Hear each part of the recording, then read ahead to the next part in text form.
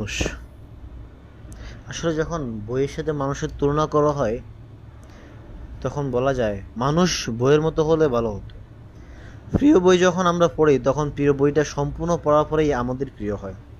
কিন্তু যদি সেটা মানুষের ক্ষেত্রে আসে, মানুষের ক্ষেত্রে গিয়ে আমরা মানুষ পুরা পড়তে পারি না, কারণ মানুষ বইয়ের মতো উন্মুক্ত না।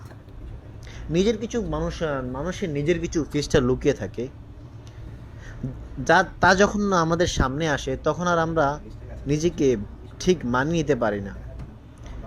কিন্তু বইয়ের মধ্যে আমরা মানুষটাকে না পড়েই কিছু অংশ লুকানো থাকানোর পরেও আমরা মানুষটাকে অনেক প্রিয় ভেবে ফেলি।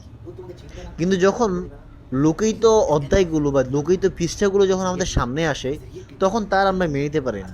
এই জন্য মানুষ বাদ দিয়ে বইকে এটা কাছে টেনে নিতে হবে আমাদেরকে।